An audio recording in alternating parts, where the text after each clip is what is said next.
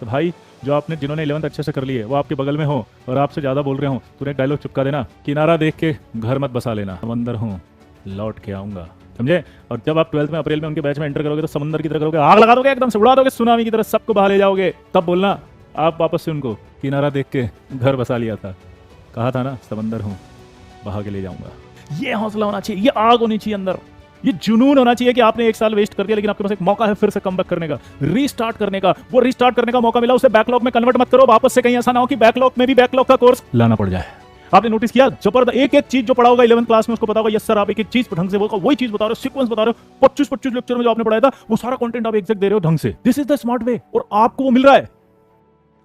Hi hello everyone, छोड़ने के लिए आ जाओ, लल्ला मचाएंगे हल्ला गली मोहल्ला। तो पहला सवाल आपकी कंप्यूटर स्क्रीन पर आ गया बाबा, जल्दी करो। The correct order of boiling point of NCl3, NClF2 and NF3, चलो करो, सोचो। इससे आपकी थिंकिंग एबिलिटी भी डेवलप होगी, इससे आपकी थिंकिंग एबिलिटी भी डेवलप। ग्रेनित अगर आपने नहीं पढ़ा तो आप एक मिनट रुको, ओ भाई गॉड, ओ रुक रुक रुक रुक रुक एक मिनट, बैच कौन सा ही है, क्या बोल रहा है ग्रेनित, 1 या 2? विजय तो 1 है ना ये? हम्म? ये कौन सा बैच है, 2? नहीं नहीं नहीं नहीं नहीं, फ्री तुम्हारे लिए नहीं, गलत स्लाइड खुल गई। No no no no no, 11th वाला है ना ये तो। हम्म?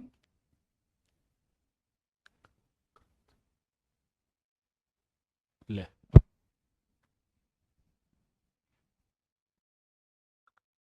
पिछली क्लास में कहाँ तक पढ़ाया था फिर बताओ। आप कब करोगे, जब ये 12 चालू करेंगे तब, तब इस तरह के सवाल कराएंगे। जब 12 चालू होगी तो देखो कितने सारे सवाल हैं, ऐसे टॉपिक वाइज कराएंगे आपको। एक्सरसाइज 2 आ गई देखो, शीट की एक्सरसाइज 2, फिर ऐसे कराएंगे शीट की एक्सरसाइज 3, ये देखो, फिर ऐसे कराएंगे शीट की एक्सरसाइज 5, ये, फिर ऐसे कराएंगे जेई मेंस पीवाई की 2020 2020 2020 दिख रहे हैं, 21 21 23, फिर बुक के क्वेश्चन भी कराऊंगा मैं, देखो विजय सर बुक क्वेश्चन, ठीक है, ये खरीद लेना बुक इसी, ये विजय सर बुक क्वेश्चन अप्रैल से होगा, हाँ देखिए, ऐसे आपके सारे सवाल हो जाएंगे, फिर आएगा मज़ा। देखो आप कितना मज़ा आया, आया ना, अब मज़ा आ रहा ना कि यार सही में सही बैच लिया, बिल्कुल एकदम झक्कास, topic wise sheet DPP mains और बुक कंप्लीट यार, बिडू एकदम निपटा देंगे लल्ला, आया ना, मचा के हल्ला गली मोहल्ला निपटा देंगे सबको। इसीलिए कह रहा हूँ सबसे शानदार बैच लिया है आपने, और सबसे बड़ी बात यह है कि 11th आपका यहाँ पर कवर हो रहा है, एग्रीड और नॉट।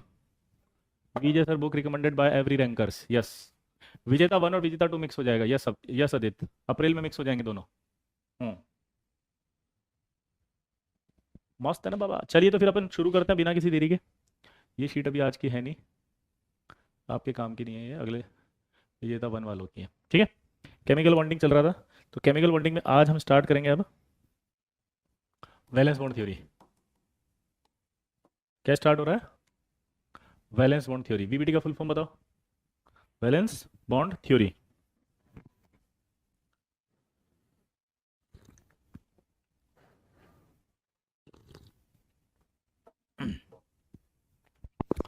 वैलेंस बॉन्ड थ्योरी की अगर हम बात करें तो वैलेंस बॉन्ड थ्योरी क्या होती है,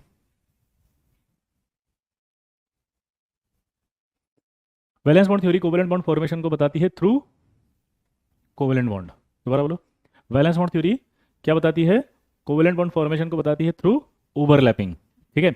ओवरलैपिंग क्या होता है कि जब कभी किसी में एक अनपेड इलेक्ट्रॉन होता है अपोजिट स्पिन वाला, तो ये दोनों मिलकर के इस तरह से आपस में एक एरिया बनाते हैं, और इस एरिया का नाम होता है ओवरलैपिंग एरिया। क्या होता है, ओवरलैपिंग एरिया। इसी ओवरलैपिंग एरिया को कोवेलेंट बॉन्ड कहा जाता है, ठीक है। तो दोबारा से बताओ फटाफट से, क्या बोला मैंने, valence bond theory covalent bond formation को बताती है थ्रू ओवरलैपिंग फिनोमिना। ओवरलैपिंग क्या होती है कि जब दो ऑर्बिटल हैविंग अपोजिट स्पिन आके मिलते हैं तो जो बनता है एरिया, कॉमन एरिया, उसे क्या कहा जाता है, ओवरलैपिंग एरिया। ये ओवरलैपिंग एरिया ही कोवेलेंट बॉन्ड फॉर्मेशन को बताता है, ठीक है। दोबारा से बोलो। वीबीटी किसे कहते हैं? Valence bond theory. इसमें क्या होता है कि valence bond theory covalent bond formation को बताती है थ्रू ओवरलैपिंग फिनोमिना। ओवरलैपिंग क्या होती है कि जब दो ऑर्बिटल आपस में एक दूसरे के पास आते हैं हैविंग अपोजिट स्पिन वाले, तो जो कॉमन एरिया बनता है उसे ओवरलैपिंग एरिया कहते हैं। यही ओवरलैपिंग एरिया कोवेलेंट बॉन्ड कहलाता है। तो दो खाली ऑर्बिटल को ओवरलैपिंग कहेंगे? नहीं। फुल्ली फिल्ड को ओवरलैपिंग कहेंगे? नहीं। इस तरह से अगर एक ही खाली है और एक भरा है उसको ओवरलैपिंग कहेंगे? नहीं। तो क्वेश्चन आएगा तो कर दोगे। अब जो ओवरलैपिंग होती है वो दो तरह की होती है। ओवरलैपिंग जो है वो कितने टाइप की है? दो। एक होती है एक्सियल और एक होती है साइडवेज। जल्दी बताओ। एक होती है एक्सियल, एक होती है साइडवेज। एक्सियल का नाम होता है हेड ऑन। एक्सियल का नाम क्या है? Head on. और इसका नाम होता है कोलेट्रल। क्या नाम होता है? कोलेट्रल।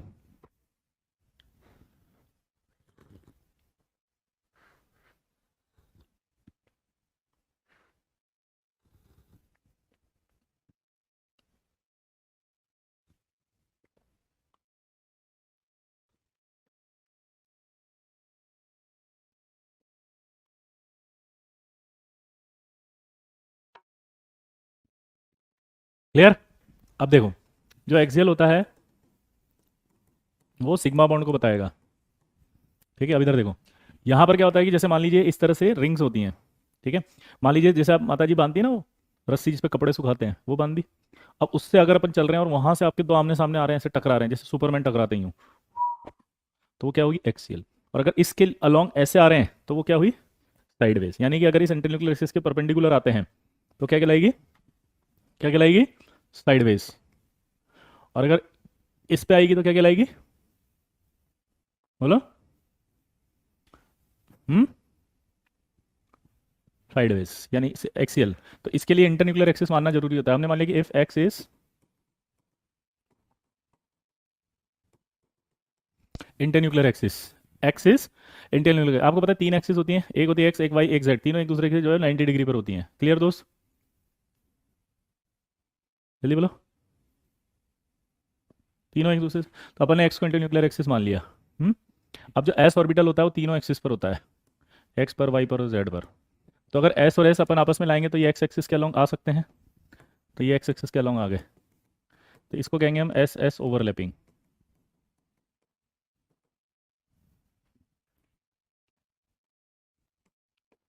अगर हम इसको देखें तो ये जो पी होगा वो कौन सा होना चाहिए अगर आपको मिलाना है? तो पी एक्स। आपको पता होना चाहिए तीनों पी, पी जो होते हैं वो एक पी एक्स होता है, एक पी वाई होता है, पी जेड होता है। ये एस पी ओवरलैपिंग होगी। अगर एक्स इंटरन्यूक्लियर एक्सिस है तो आपके पास ये कौन सा पी होना चाहिए? P x. तो ये आपका क्या बन जाएगा?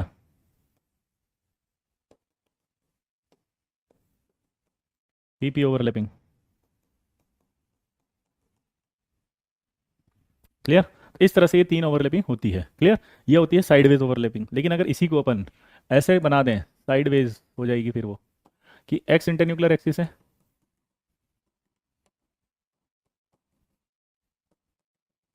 तो आप देखो एक्स अगर इंटरन्यूक्लियर एक्सिस है तो क्या होगा? ये एस एक्स। अब इस एक्स के परपेंडिकुलर कौन कौन से होंगे सोचो। तीनों पी एक दूसरे से 90 पे होंगे। तो ये एक्स है, एक्स के परपेंडिकुलर क्या होगा? वाई और जेड। एक्स के परपेंडिकुलर क्या होगा? वाई और जेड। तो ये या तो पी वाई होंगे या ये पी जेड होंगे। दोनों मिलेंगे। तो ये कौन सी ओवरलैपिंग बन गई? P P sideways overlapping. ये पाई बॉन्ड बन गया। इसी तरह से अगर हम ये डी लेते हैं तो ये क्या होगा? ये डी एक्स है, ये वाई है, तो ये पी वाई हो जाएगा। ये आपस में मिलेंगे तो क्या बनेगा? Pi bond. पाई बॉन्ड समझ में आ रहा है ना? साइडवेज से जो बॉन्ड बनता है वो क्या कहलाता है? Pi bond. तो इसको कहेंगे डी पाई पी पाई। जैसे इसको बोल सकते थे पी पाई। ठीक है, अगर इसी तरह से डी और डी को मिलाना है तो ये आपका एक्स और वाई है, ये आपका एक्स और वाई है। अब ये दोनों मिले,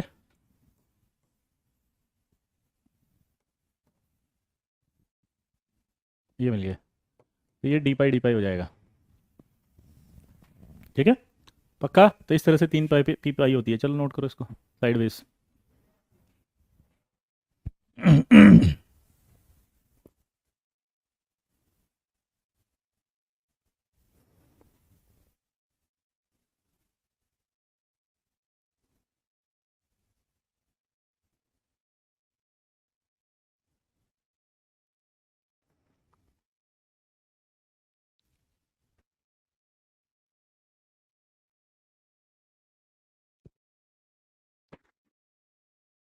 लिख लिया। Sigma bond is more stronger than the pi bond, ये भी लिखो। सर पी जेड और पी अभी बताएंगे बेटा, तने you are so intelligent, thank you for giving us your summary of experience, oh my god, thank you Prashant. ठीक है, अब देखो, लेकिन अगर क्वेश्चन पूछे कि if X is inter nuclear axis, ठीक है, और वो बोले कि एस और पी वाई में क्या होगा, तो देखो ये एस और ये पी वाई ये कभी नहीं मिलेंगे आपस में, क्योंकि इसको ओवरलैपिंग नहीं कहते, क्योंकि अगर इलेक्ट्रॉन जा रहा है ओवरलैपिंग में तो ही ओवरलैपिंग होती है। यहाँ देखो तो न्यूक्लियस जा रहा है इसके पास, तो ये न्यूक्लियस आया इससे मिलने, this is called no overlapping. इसी तरह से अगर ये पी है एक्स और ये पी वाई है, ये पी वाई भी हो सकता है और पी जेड भी, क्योंकि इसके परपेंडिकुलर है, तो जब ये आएगा ऐसे तो ये तो इसके ऐसे मिलेगा, तो इसको भी हम क्या कहेंगे, नो ओवरलैपिंग, मना कर देंगे इस तरह की। आया ना, तो इस तरह की ओवरलैपिंग जो होगी उसको हम बोलेंगे तो क्या होगा, नॉट पॉसिबल। तो ये ओवरलैपिंग पॉसिबल नहीं होती। इसी तरह से अगर मैं डी एक्स वाई ले लूँ, तो ये डी एक्स और वाई है, ठीक है, और इसमें एस ले लूँ तो भी ओवरलैपिंग पॉसिबल नहीं है, क्योंकि देखो आप एस जब आएगा तो ये न्यूक्लियस है यहाँ पर इसका डी का, और एस का इलेक्ट्रॉन है, तो न्यूक्लियस और इलेक्ट्रॉन मिलेंगे नहीं, तो ये जब आएगा तो इसलिए इसको भी हम मना कर देंगे कि नहीं, नॉट पॉसिबल। ठीक है, इसी तरह से अगर मैं पी एक्स ले आऊँ इसमें, बताओ ये एक्स है ये वाई है, और पी एक्स आएगा तो कैसे आएगा, ऐसे, तो फिर से देखो ये न्यूक्लियस मिलेगा इस इलेक्ट्रॉन से, तो ये भी पॉसिबल नहीं है, ऐसे, ये भी पॉसिबल नहीं है। क्लियर है, तो इस तरह से आपसे क्वेश्चंस पूछे जाएंगे कि कौन सी ओवरलैपिंग पॉसिबल है और कौन सी नहीं है, कौन सी आपके सिग्मा बनाएगी कौन सी पाई बनाएगी, तो बता दोगे sigma bond is more stronger than the pi bond. Clear भाई, लिखो इसको फटाफट।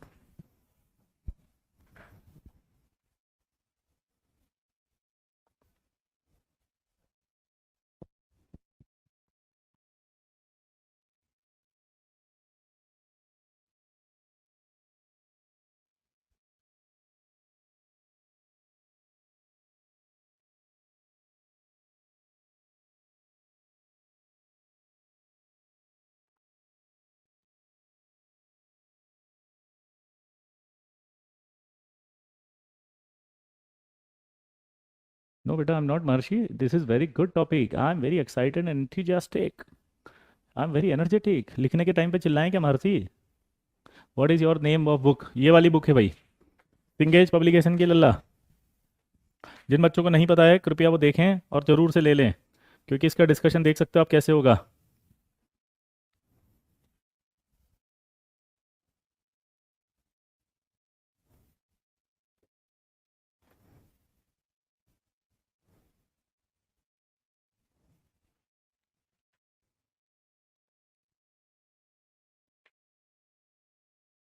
ये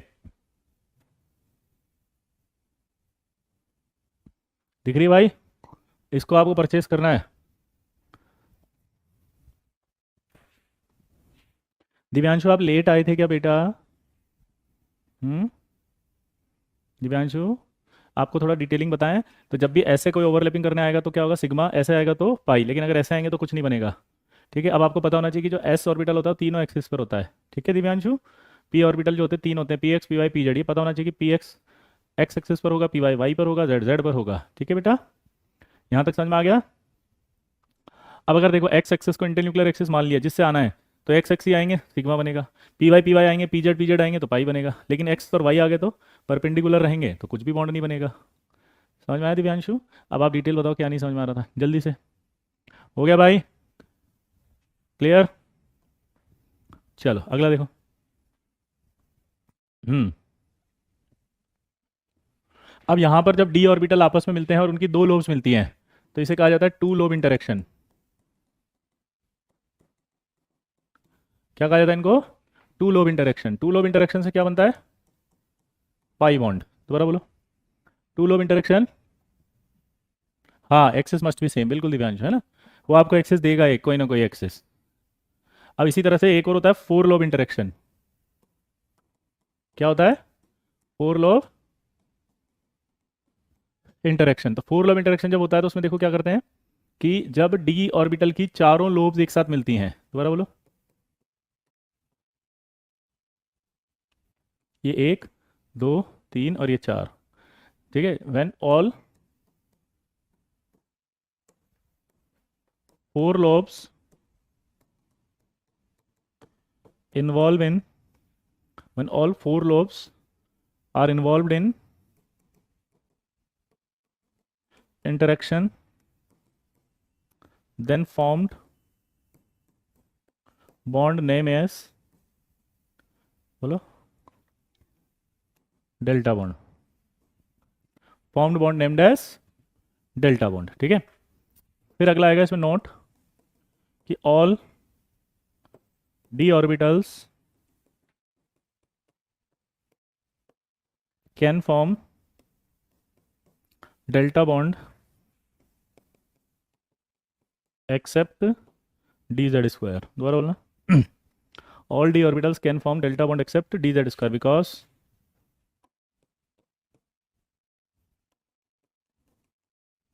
it has only two lobes। देखो बाकी सारे जो डी ऑर्बिटल्स होते हैं उनमें इस तरह से होते हैं, वो याद है, चार लोब्स होती हैं, पर ये जो होता है ना डी जेड स्क्वायर, वो ऐसा होता है अगर याद हो तो, जिसमें ओनली दो लोब्स होती हैं। आई होप आपको समझ में आ गया होगा लल्ला। दिव्यांश जल्दी बोलो, अगली क्लास में करके लाओगे क्या? प्रॉमिस करो दिव्यांश। इसमें सब होगा, वो ऑर्बिटल भी बने हुए होंगे। दिव्यांश, दिव्यांश बेटा एक बार बोल देना बेटा। हाँ, यस सर, ओके। तो डी ऑर्बिटल समझ में आ गया, चारों लोब इन्वॉल्व होगी। क्लियर? अब देखो कैसे इन्वॉल्व होगी ये समझना। ये एक्स और ये वाई था, ये एक्स और ये वाई था, तो यहाँ जो एक्सिस होगी वो कौन सी होगी? देखो एक्स और वाई अगर ये, तो ये डी जेड होगी, ये वाली डी जेड होगी, तो ये जो आएगा वो जेड से आएगा, तब चारों लोब्स मिलेंगी। तो डेल्टा का मतलब क्या होगा? ऐसे मिलेंगे तो क्या होगा? Pi bond. और अगर ये चारों लोब ऐसे मिलेंगी तो क्या बनेगा? Delta bond. क्लियर? ठीक है, सबसे ज़्यादा स्ट्रॉन्ग सिग्मा होता है, फिर पाई होता है अथर्व, फिर डेल्टा होता है। क्या बोला बताओ मैंने? सबसे पहले सिग्मा आएगा स्ट्रेंथ, फिर पाई आएगा, फिर डेल्टा आएगा। ठीक है, क्लियर भाई? अगला देखो, अब ये ओवरलैपिंग होने के बाद एक आता है आपका फाई बॉन्ड। पाई बॉन्ड कहते हैं सिक्स लोब इंटरेक्शंस को,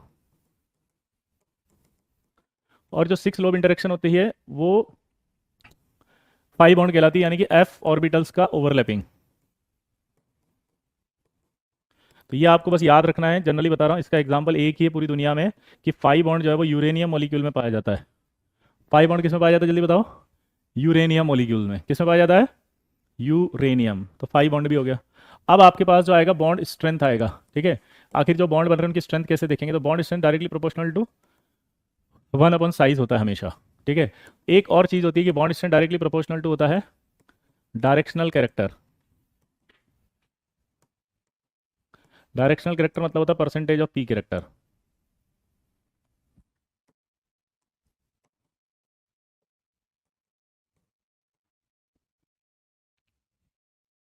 ठीक है,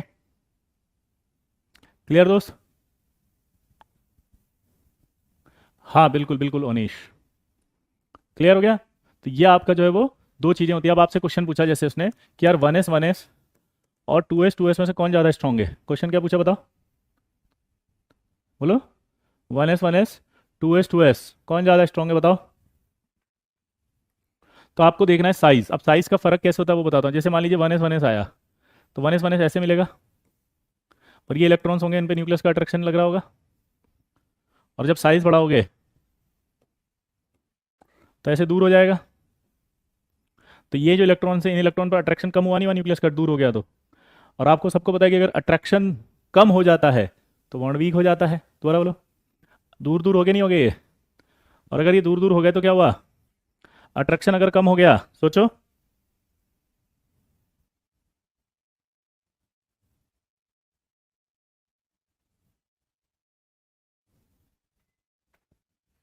अट्रैक्शन अगर कम हो गया तो दूर दूर हो जाएंगे। ठीक, अब डायरेक्शनल कैरेक्टर क्या होता है पहले ये समझो। जैसे ये एस ऑर्बिटल है, इसमें जब एक इलेक्ट्रॉन पाया जाता है तो उसकी प्रोबेबिलिटी होती है ये, और ये प्रोबेबिलिटी तीनों जगह है, तो ये कहलाता है नॉन डायरेक्शनल, क्योंकि इसमें इलेक्ट्रॉन की प्रोबेबिलिटी तीनों जगह है। और अगर इसमें इलेक्ट्रॉन की प्रोबेबिलिटी तीनों जगह है तो तीनों जगह इक्वल डिस्ट्रीब्यूशन होगा। ठीक है, लेकिन जब आप पी की बात करोगे तो पी में आप देखोगे तो जो इलेक्ट्रॉन है उसकी प्रोबेबिलिटी पर्टिकुलर एक्सिस पे ही होगी। जैसे एक्स है तो पी एक्स अगर है तो उसकी इलेक्ट्रॉन की प्रोबेबिलिटी एक्स पर ही है। पी वाई अगर है तो इलेक्ट्रॉन की प्रोबेबिलिटी पी वाई पर ही है। पी जेड अगर है तो इलेक्ट्रॉन की जो प्रोबेबिलिटी है वो सिर्फ जेड पर ही है। हाँ या ना? तो अब ये होता है नॉन डायरेक्शनल, क्योंकि इसमें इलेक्ट्रॉन की प्रोबेबिलिटी हर जगह इक्वल है। पी वाले जो होते हैं वो डायरेक्शनल होते हैं, क्यों? क्योंकि उनमें इलेक्ट्रॉन की प्रोबेबिलिटी पर्टिकुलर एक ही डायरेक्शनल में है। बोलो, हर तरफ एक ही डायरेक्शन में है। क्लियर है भाई?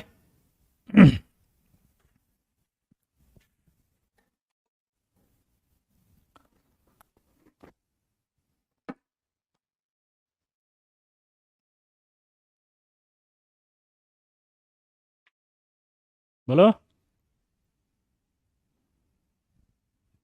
सिंपल है।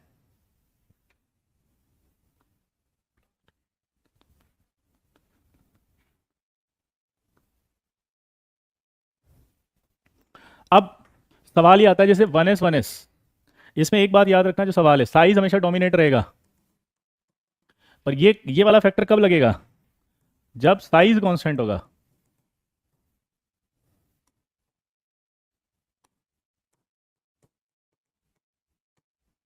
वन साइज कांस्टेंट रहेगा। अब देखो इधर, अगर मैं आपसे कहूं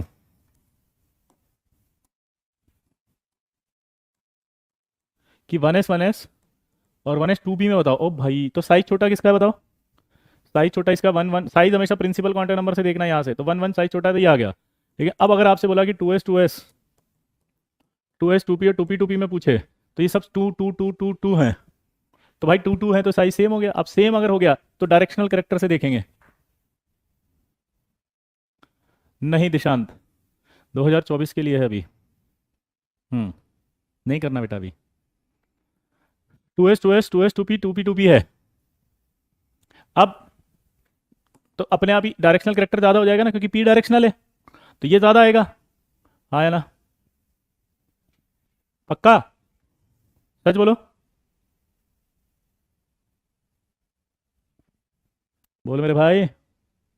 अब इसको कैसे करते हैं वो समझना। देखो, जब मैं साइज सेम ले रहा हूँ ना, तो इलेक्ट्रॉन की प्रोबेबिलिटी ऐसे होगी। तो थोड़ा सा मैथ्स लगाना आप, कि जब आप ऐसे लोगे तो 1/3 हो जाएगी ये, एक एक्सिस पे प्रोबेबिलिटी 1/3 आएगी, लेकिन जब आप पी लोगे तो पी में इलेक्ट्रॉन की प्रोबेबिलिटी एक एक्सिस पर कितनी आएगी? इस तरफ हाफ। तो जब ये एस के साथ मिलेगा तो हाफ और 1/2 इलेक्ट्रॉन की प्रोबेबिलिटी आ रही है, तो इलेक्ट्रॉन की प्रोबेबिलिटी जब यहाँ ज़्यादा आएगी, तो इसका मतलब अट्रैक्शन ज़्यादा हुआ तभी तो इलेक्ट्रॉन ज़्यादा आए इस जगह। मैथमेटिक्स चलना पड़ेगा। इस एरिया में अट्रैक्शन ज़्यादा हुआ तभी तो इलेक्ट्रॉन ज़्यादा आए। उल्टा चलेंगे अब, किस मतलब इलेक्ट्रॉन की प्रोबेबिलिटी अगर ज़्यादा आई है तो अट्रैक्शन ज़्यादा आया है। अब यहाँ देखो,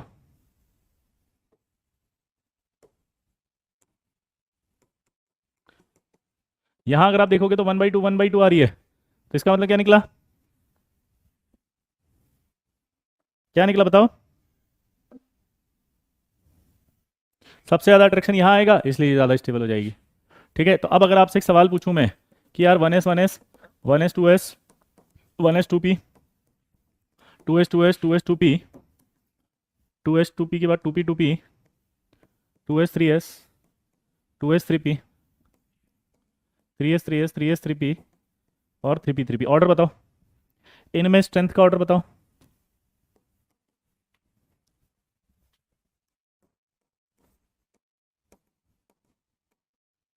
इसमें स्ट्रेंथ का ऑर्डर बताओ, चलो चेक करो। इसमें दोनों लगेंगे, पूछो क्या? इसमें मैंने साइज में वेरिएशन किया है और डायरेक्शनल कैरेक्टर में वेरिएशन किया है, तो अब देखता हूँ कौन सा मेरा लल्ला मचाएगा हल्ला। चलो बताओ।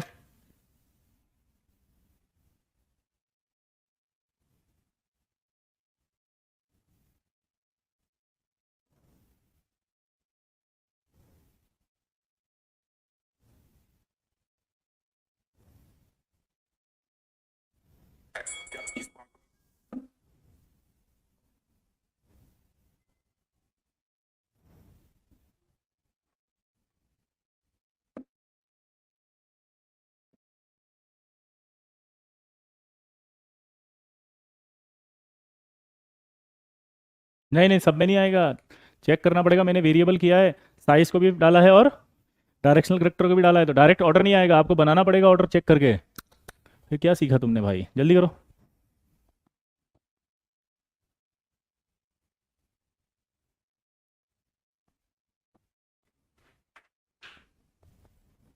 नीतीश, हमेशा साइज डोमिनेट करेगा ना बेटा, इसलिए आपका आंसर गलत है। साइज से देखते हैं ना, डोमिनेटिंग फैक्टर साइज है। पी कैरेक्टर कब देखते हैं? जब साइज कांस्टेंट हो।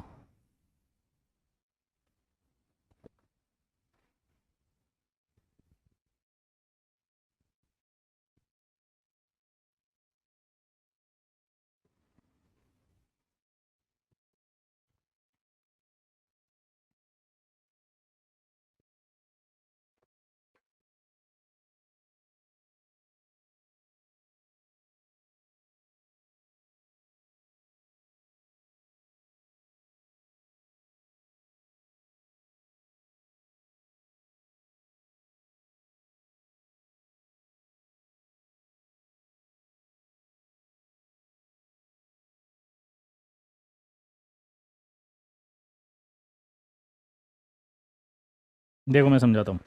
सबसे पहले साइज देखते हैं। साइज जिसका सबसे छोटा होगा बॉन्ड स्ट्रेंथ उसकी सबसे ज़्यादा होगी। तो अगर आप साइज को देखेंगे तो जो आंसर आएगा वो सबसे पहले 1s आएगा।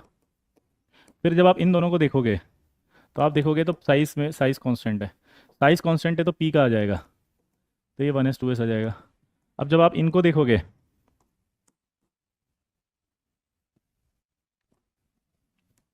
तो कैसा आएगा देखो। फिर आपका वही 2p आएगा, 2s 2p आएगा और 2s 2s आएगा। फिर इनको देखोगे तो आप देखो क्या आएगा। तो अब वापस से साइज सेम है यहाँ तक, तो यहाँ तक साइज सेम है तो 2s 3p आएगा और 2s 3s आएगा। फिर यहाँ देखोगे अगर इनमें तो देखो क्या आएगा। फिर 3p 3p आएगा, फिर 3s 3p आएगा और फिर 3s 3s आएगा।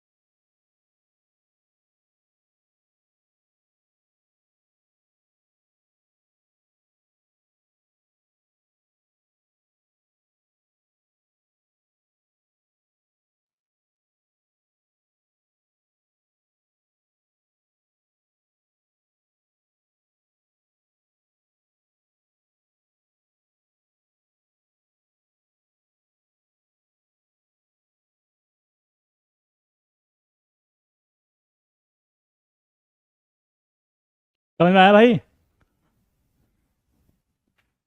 बोलो। ठीक, तो इस तरह से आपको ये सवाल करने हैं, तो आई होप आप सवाल कर देंगे। सेम अगर पाई बॉन्ड के लिए पूछे तो साइज से देख के बताना है। पाई बॉन्ड वाले बताओ। 3p पाई 3p पाई, फिर 3p पाई, सॉरी 2p पाई 2p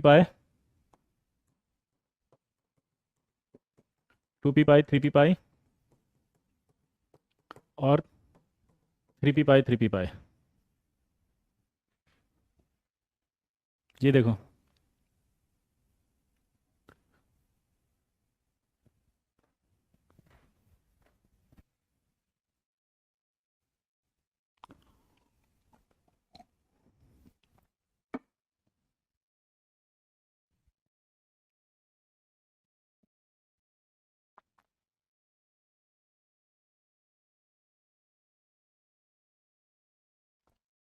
वेरी गुड।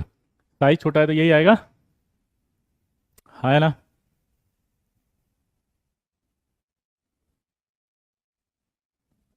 अब देखो अगला। यहाँ तक होने के बाद अब आपसे क्वेश्चन पूछता है, ठीक है, तो आपसे क्वेश्चन पूछेगा कि हाइब्रिडाइजेशन क्या होता है। अब ये हाइब्रिडाइजेशन क्या होता है जल्दी बताओ। हम्म हाइब्रिडाइजेशन होता है intermixing of atomic orbitals, less energy difference वाले। तो अगर आपसे क्वेश्चन पूछे कि हाइब्रिडेशन क्या होता है तो हाइब्रिडेशन क्या बोलोगे आप। हाइब्रिडाइजेशन ऑफ, हाइब्रिडेशन इज क्या है, inter mixing of atomic orbital having less energy difference. क्या बोले जल्दी बताओ। Intermixing of atomic orbital having less energy difference, ठीक है। आपने डी वाला नहीं करा बेटा, डी वाला आपको है नहीं, एमओटी पढ़ेंगे तो वहाँ अपने आप हो जाता है, इसलिए यहाँ टाइम वेस्ट करने की जरूरत नहीं है प्रशांत। वो हम जब 12th में मोलिकुलर ऑर्बिटल थ्योरी पढ़ेंगे तो वहाँ डी की मिक्सिंग अपने आप आ जाएगी, तो आप कर लोगे, ठीक है ना। इसलिए क्योंकि अभी डी की ओवरलैपिंग नहीं आएगी, वो एमओटी में आती है ना, इसलिए, है ना बेटा। ठीक है प्रशांत, क्योंकि आपको पता है ना ये 11th प्लस 12th है, तो जो 12th में आ जाएगा उसको ज़बरदस्ती यहाँ टाइम वेस्ट करके। 11th में तो क्या होता है, we have lot of time, we have too much time, पूरे साल भर पढ़ाना है। यहाँ आपको साल भर थोड़ी पढ़ाना है, तो जब हम इसको चालाकी या इसको कहें स्मार्ट वे की जो चीज वहां है, जबरदस्ती यहाँ टाइम मत खराब करो, because we are not a chemist, we are a doctor, so please don't जज। जो कराया जा रहा है आप उसको ईमानदारी से करो। मैं कर रहा हूँ ना बात, ठीक है बेटा? आई होप आप समझ गए होंगे। ठीक है ना, हमें अपने तरीके से पढ़ा लेने दो, कोई चीज़ है ना। हाँ आप, मैं कर रहा हूँ ना बात। नहीं करेगा ना, नेतागिरी नहीं कर रहा, वो बच्चा है यार। चलिए चलिए, है ना। तो अब इंटरमिक्सिंग ऑफ एटॉमिक ऑर्बिटल है हैविंग लेस एनर्जी डिफरेंस, ठीक है। अब इसमें क्या होता है देखो, intermixing of atomic orbital having less energy difference, ठीक है। अब कैलकुलेशन कैसे करेंगे? तो कैलकुलेशन ऑफ हाइब्रिडाइजेशन में बहुत ही सिंपल है भाई, ठीक है। क्या आएगा देखना जरा, टोटल हाइब्रिड ऑर्बिटल बराबर number of sigma bond plus number of lone pair, ठीक है। क्या बोलेगा वो, total number of sigma bond plus number of lone pair, ठीक है। दिव्यांशु आप पढ़कर आइएगा, it is requested, very good. अब दिमाग की बत्ती जलाओ कि अगर टोटल हाइब्रिड ऑर्बिटल जो है वो अगर दो हैं तो आपका हाइब्रिडेशन sp कहलाएगा, तीन है तो sp2 होगा, चार होगा तो sp3 है, पाँच है तो sp3d है, अगर इनका टोटल छः आ गया तो sp3d2 है, और अगर सात आ गया तो sp3d3 है। यहाँ तक कोई डाउट बेटा? अब आपको ये याद होने के अलावा एक चीज़ हमेशा के लिए याद रखनी है, जैसा मैंने आपको सिखाया था लुइस में, total number of valence electron.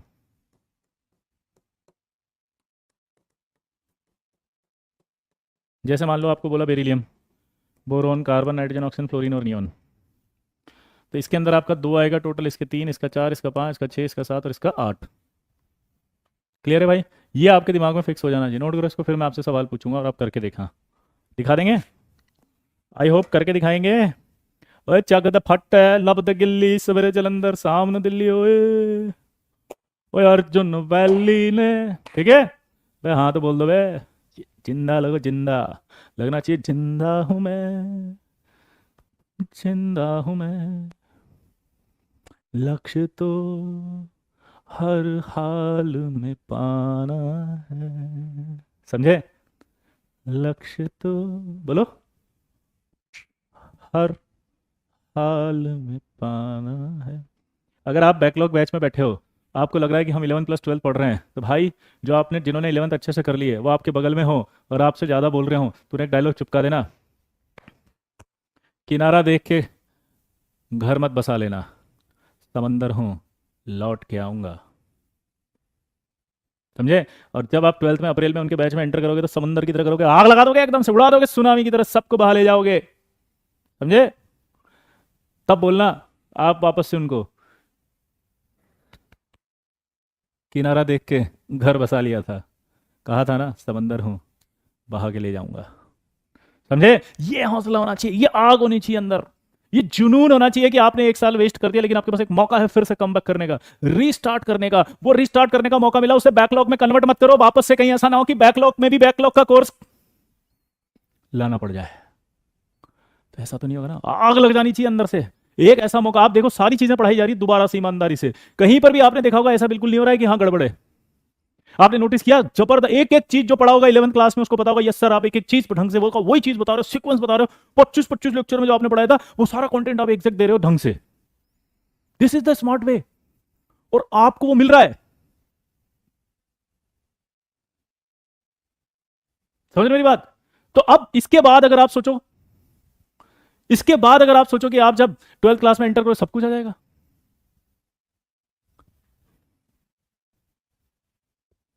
आगे बढ़े, अब आप बताओ, अगर आपसे कहा जाए कि BeCl2 का हाइब्रिडेशन बताओ,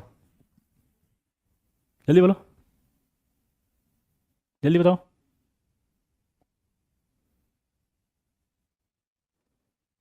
अब इसको कैसे करें? तो आपको बेरिलियम लेना है, उसमें आपके एक दो लेना है, वैलेंस इलेक्ट्रॉन होते हैं, यहाँ से देखा मैंने, बेरिलियम में दो वैलेंस इलेक्ट्रॉन है।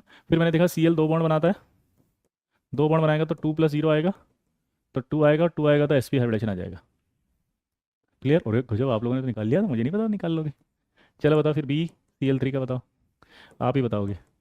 CH4 का बताओ, PCl5 का बताओ, SF6 का बताओ, और IF7 का बताओ। चलो ट्राई करो।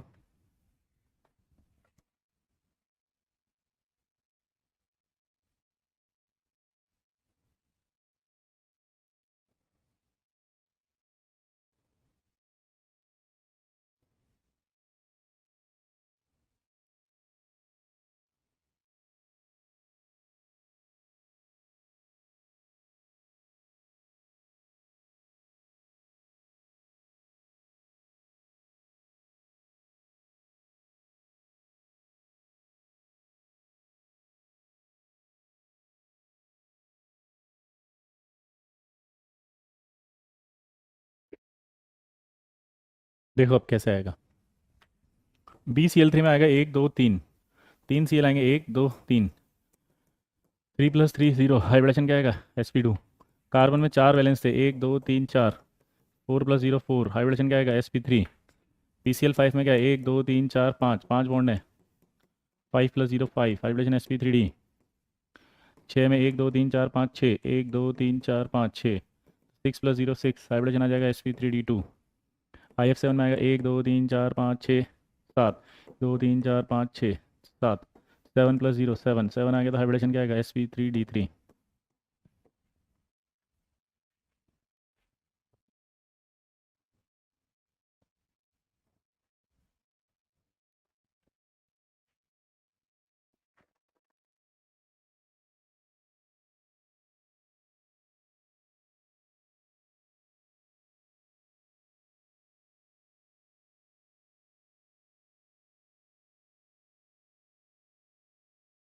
क्लियर। अब दूसरे निकाल के बताओ।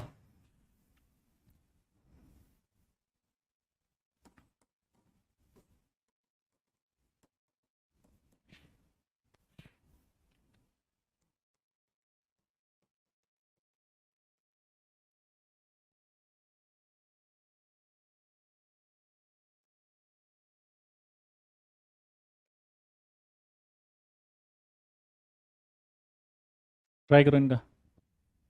हाँ, जितने वैलेंस शेल में होते हैं उतने ही बॉन्ड बनाते हैं। Very good.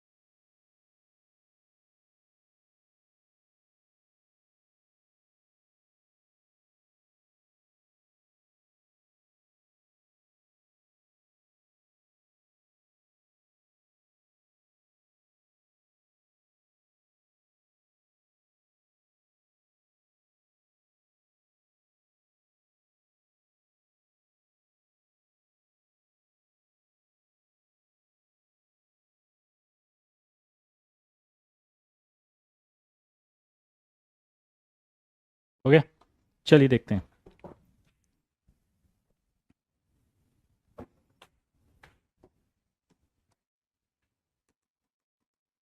ऑक्सीजन हमेशा डबल बॉन्ड से जुड़ेगा, ये याद रखना।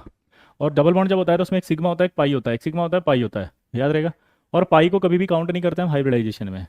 तो पाई कभी भी काउंट नहीं होगा, तो ये कितना आएगा 2+0, यानी कि 2, यानी कि हाइब्रिडेशन क्या आएगा sp2। NH3 में देखो नाइट्रोजन में 5 होते हैं, 3 आएंगे, 3+1 4, 4 यानी कि sp3। SF4 में 6 होता है वैलेंस, 4 बॉन्ड बना रहा है तो 4+1 लोन पेयर यानी कि 5, 5 यानी कि sp3d। यहाँ देखो Cl में कितने 1 2 3 4 5 6 7, तो F3+2 लोन पेयर 5 sp3d।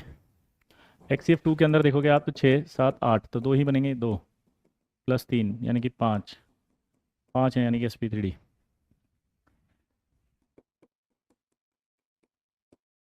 7 आएंगे तो 5 है, 1 2 3 4 5,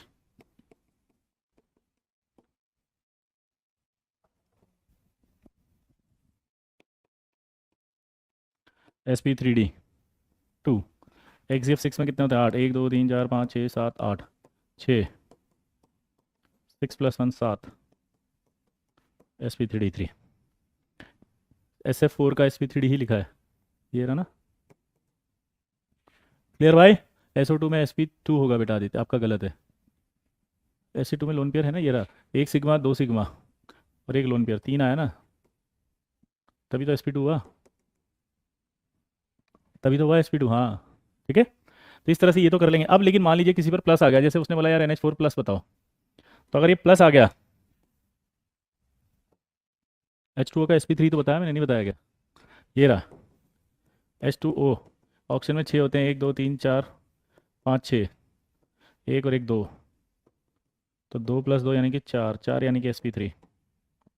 ठीक है। NH4+ की बात करें,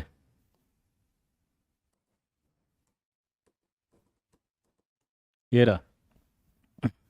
अगर हम NH4+ की बात करते हैं तो N पर कितना है, कुछ भी नहीं, 1 2 3 4 5 थे, एक प्लस आ गया तो एक हटा देते हैं। तो प्लस आते ही क्या करना है जल्दी बताओ। प्लस आते ही आप यहाँ पे जो भी एक इलेक्ट्रॉन है उसको हटा देंगे। दोबारा बोलो। तो ये इलेक्ट्रॉन हट गया तो कितने बॉन्ड बने, 4। 4 + 0 4, 4 यानी कि sp3। अगर मैं इसकी जगह H3O+ कर दूं तो ऑक्सीजन पर यहाँ पर कुछ भी नहीं है, प्लस आ गया, 6 होते हैं ऑक्सीजन में, कितने रह गए, 1 2 3 4 5। बॉन्ड कितने हैं, 3। तो 3 प्लस क्या हो गया, 1 4 यानी कि sp3। ठीक है, sp3। इसी तरह से अगर मान लो उसने बोला यार I3+ का बताओ, तो 3 आयोडीन में से एक आयोडीन तो सेंट्रल एटम लेंगे, हाँ या ना।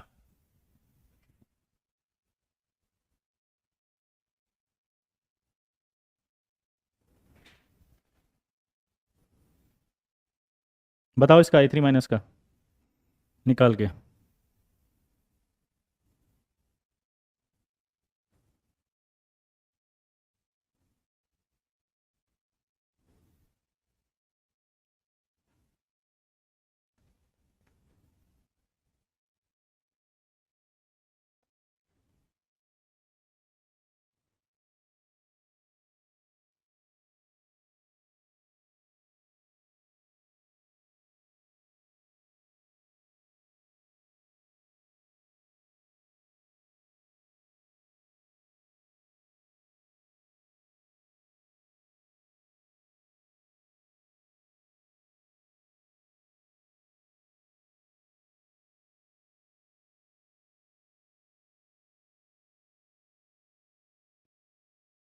निकला। देखो, आयोडीन में जब आप देखेंगे तो 7 होते हैं, एक प्लस कर दिया तो कितने रह गए, 6। अब ये 2 बॉन्ड बनाएगा, 2, एक दो, और बाकी कितने बचे, 2। तो 2 और 2 4, sp3। लेकिन इसकी जगह अगर मैं ये दे देता I3-। अब बताओ, H3O समझा दो प्लीज़, ले भाई। H3O के अंदर दोबारा देख लो भाई, H3O+ है, ऑक्सीजन में कितने वैलेंस होते हैं बेटा, 6। महर्षि कितने होते हैं, 6।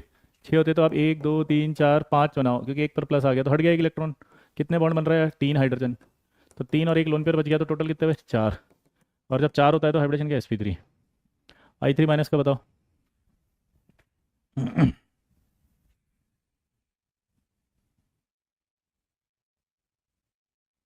अब I3- में कुछ नहीं करना, आयोडीन लेना है। 1 2 3 4 5 6 7, 3 तो ये आ गए, 2 बच गए, लोन पेयर 5 हो गया।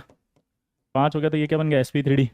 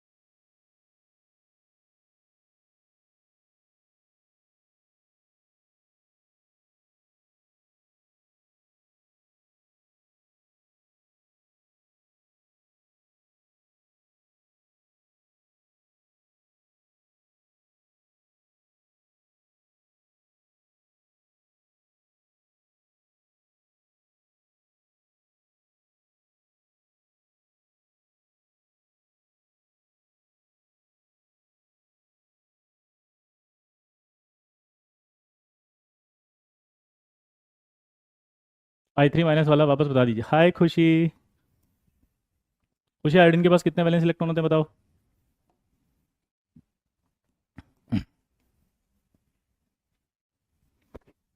बोलो।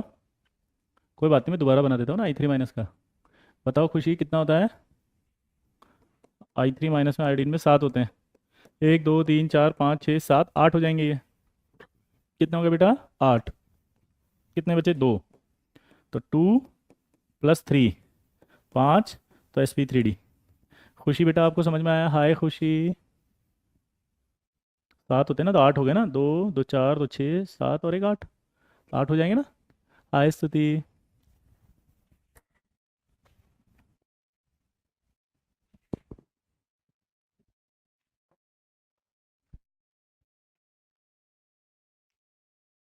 हाइब्रिड से निकालना कुछ कुछ आ रहा है खुशी?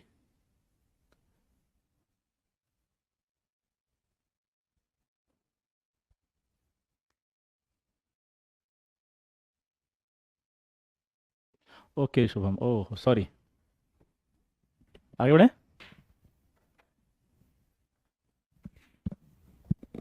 अब आपको इस तरह के सवाल देगा, जैसे NO2 plus, NO3 minus, NO2 minus, HgCl2, ऐसे। इनके निकाल के बताओ, चलो ट्राई करो जल्दी।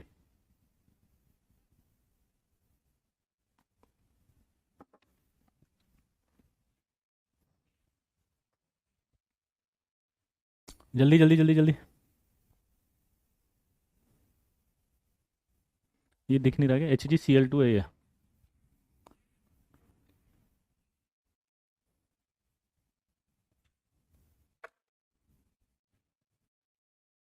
HgCl2।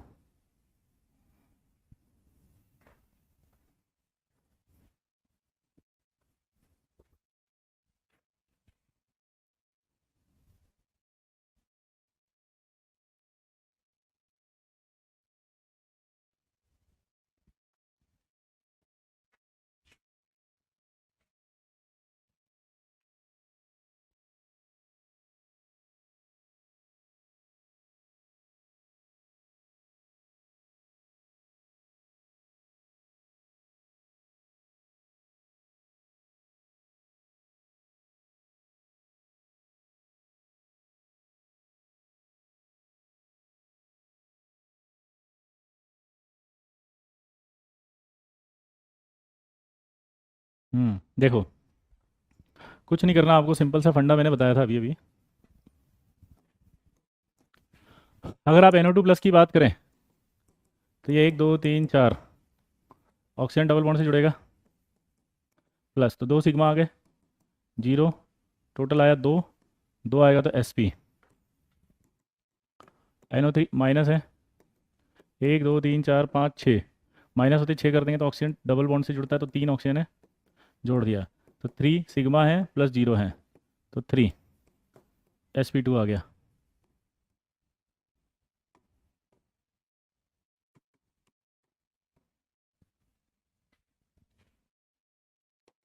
NO2 माइनस N, 1 2 3 4 5 और एक नेगेटिव आ गया तो 6।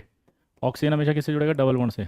तो सिग्मा बॉन्ड काउंट करो कितना हुआ, 1 सिग्मा, 2 सिग्मा और एक लोन पेयर, टोटल 3। वाइब्रेशन क्या आया? Sp2। अब HgCl2 का कैसे निकालेंगे, निकालो।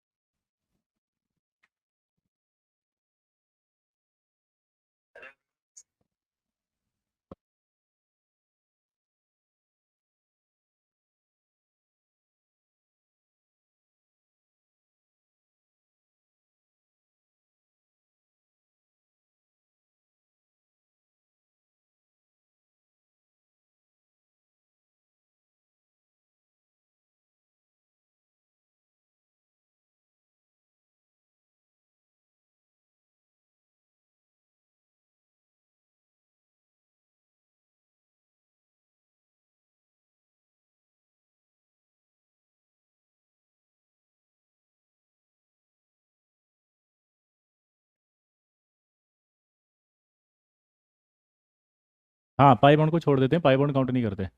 अब यहाँ पर आप Hg जब लिखोगे तो इसके लास्ट में 6s2 आता है, तो 2 इलेक्ट्रॉन ही है, 2 Cl हैं, तो ये दोनों Cl आपस में बॉन्ड बनाएंगे, तो 2 + 0 आएगा, तो हाइब्रिडेशन क्या बन जाएगा? Sp। क्या बन जाएगा लल्ला? Sp।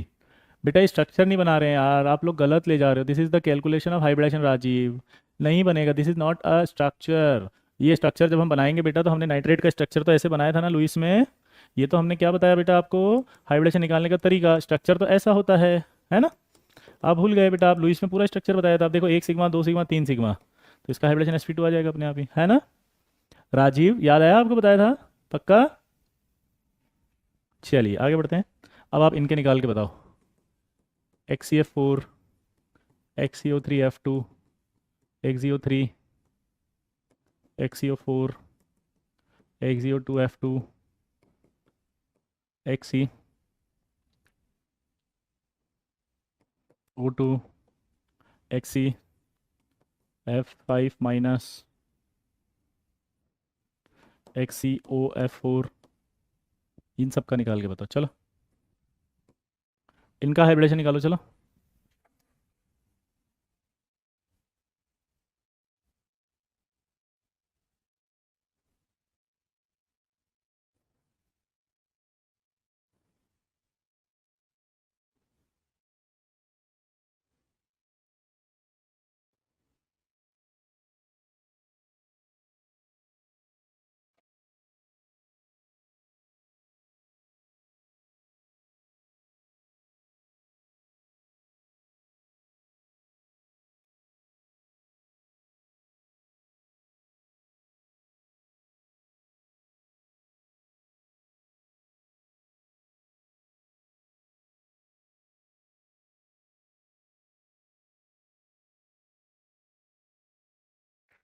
हो गया?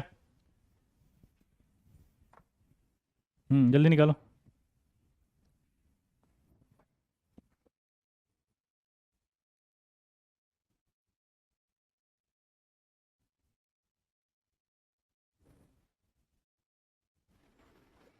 हम्म नहीं, पाई बॉन्ड काउंट ही नहीं करते कभी भी हाइब्रिडेशन में बेटा। शिव, शिव आप गलत बोल रहे हैं लल्ला। शिव कभी भी पाई बॉन्ड हाइब्रिडाइजेशन में काउंट नहीं करते हैं लल्ला।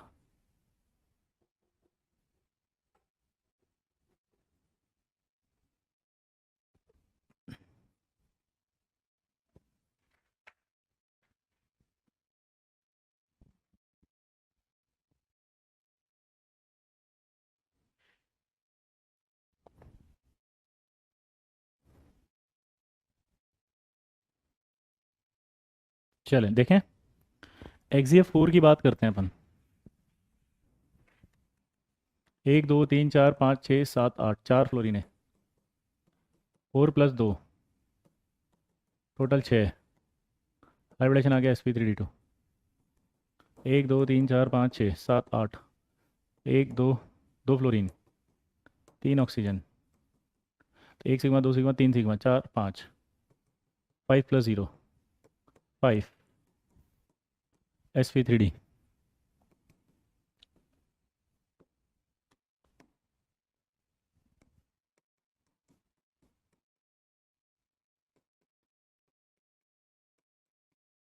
1 2 3 1 4 sp3, याद है? XZF4 1 2 3 4 5 6 7 8, 1 1 2 3 4, 4 + 0 4। हाइब्रिडेशन क्या आएगा? sp3 XeO2F2। 1 2 3 4 5 6 7 8, XeO2 F2, ये रहे। तो 1 2 3 4, एक लोन पेयर 5 sp3d। अगला XeO2 1 2 3 4 5 6 7 8, 2 ऑक्सीजन, सिग्मा बॉन्ड 1 2, एक लोन पेयर, तो 2 + 2 4, हाइब्रिडेशन sp3।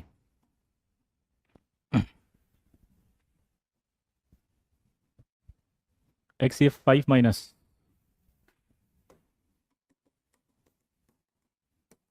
1 2 3 4 5 6 7 8, एक नेगेटिव आ गया तो 9, बॉन्ड 5, 5 में 7 हो गया तो sp3d 3। ठीक है, अगला क्या बचा? XeOF4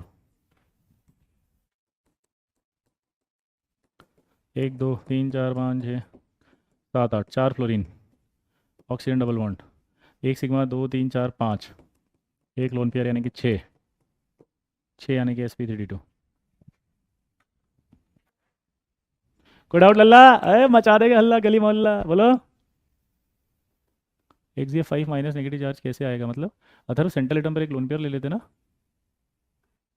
sir. ये एग्जांपल में सिग्मा बॉन्ड कैसे काउंट कर रहे बेटा? अपन ने अभी फॉर्मूला लिखा था ना, आप लेट आए शायद, है ना शिव? मेरी गलती बेटा कि आप लेट आए, मैंने आपके आने का इंतजार नहीं किया, है ना? It is my mistake, I accept and sincerely apologise, ठीक है, फॉर दिस।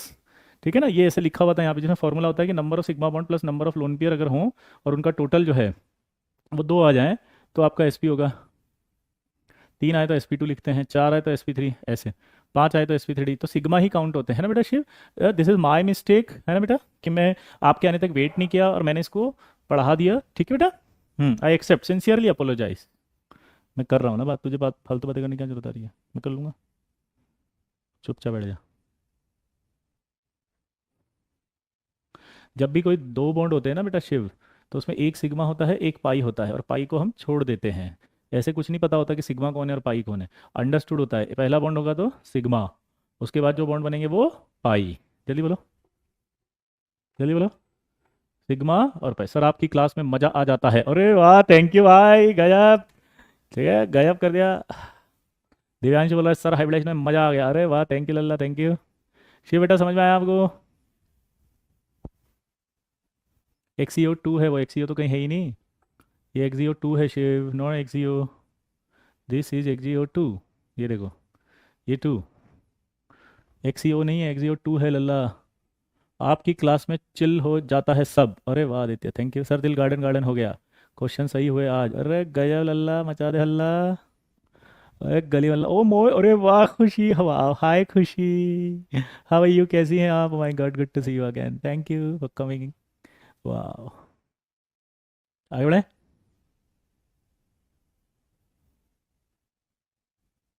चलिए आगे बढ़े। अब कुछ मॉलिक्यूल जो होते हैं वो अपनी सॉलिड स्टेट में कैटायन और एनायन के फॉर्म में मिलते हैं। दोबारा बोलो। कुछ मॉलिक्यूल जो होते हैं वो सॉलिड फॉर्म में कैटायन एटायन में मिलते हैं। तो सॉलिड स्टेट हाइब्रिडाइजेशन पढ़ रहे हैं अब अपन। तो सॉलिड स्टेट हाइब्रिडेशन में क्या होता है, जैसे PCl5 जो है वो PCl4 plus plus PCl6 minus में मिलेगा। PBr5 PBr4 plus Br minus में मिलेगा। PI5 जो है वो भी PI4 plus plus I minus में मिलेगा।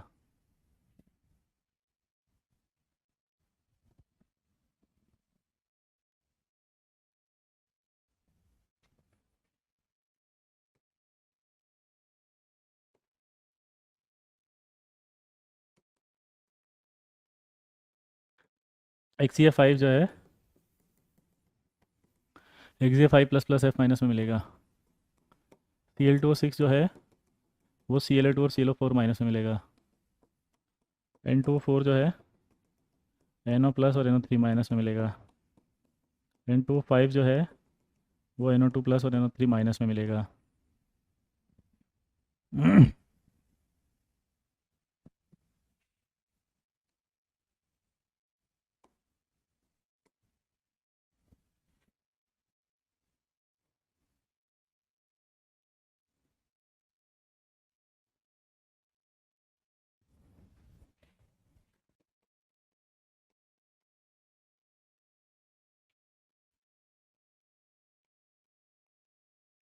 ICl2 प्लस और ICl4 माइनस में मिलेगा।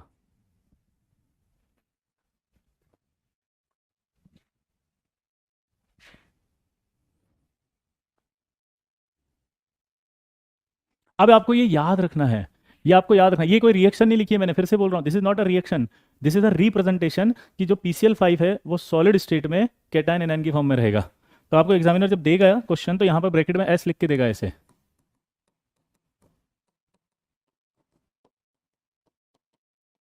ये लिक्विड में रहता है। तो आपको इनके ये कैटायन एनायन पता होने चाहिए। हाँ, लर्न करने पड़ेंगे। क्वेश्चन कैसा आएगा देखो, what is the hybridisation of cationic part of solid PCl5? Answer दो। जल्दी बताओ answer. What is the hybridisation of cationic part of solid PCl5? जल्दी बताओ।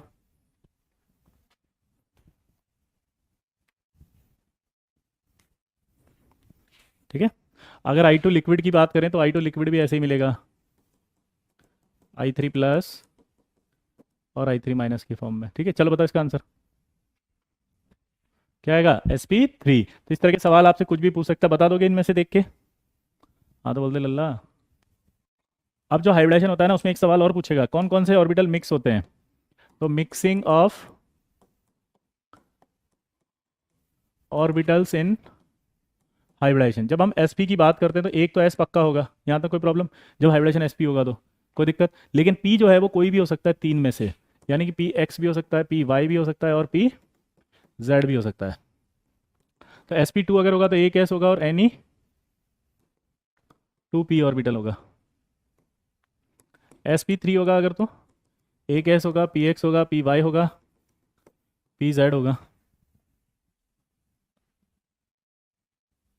और अगर sp3d होगा तो इसमें दो पॉसिबिलिटी होती है, देखो एक बार एक s हो सकता है, फिर px हो सकता है, py हो सकता है, pz हो सकता है और dz स्क्वायर भी हो सकता है।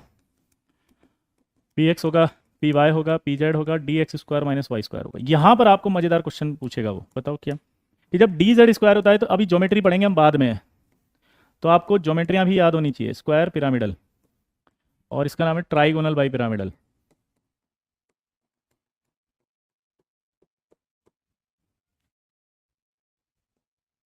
क्या नाम है इसका, ट्राइगोनल पिरामिडल। तो आपसे सवाल पूछेगा अगर sp3d है और dz स्क्वायर इन्वॉल्व हो रहा है तो ज्योमेट्री क्या होगी, ट्राइगोनल बाई पिरामिडल। अगर dx square minus Y square हो रही है तो क्या होगी, स्क्वायर पिरामिडल। ये दोनों अच्छे से याद रखना, गड़बड़ कराता है इसमें। sp3d2 में बताओ, एक s plus p x plus p y plus p z plus dx square minus Y square plus dz square.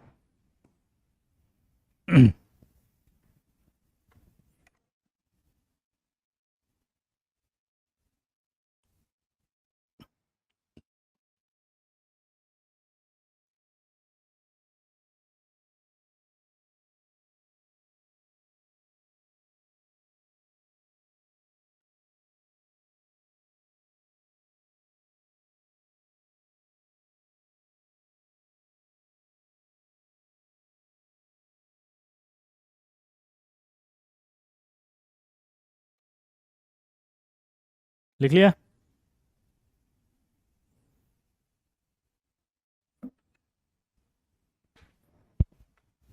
वे भाई ओ जागते रहो। और तीसरा जब होता है ना sp3d,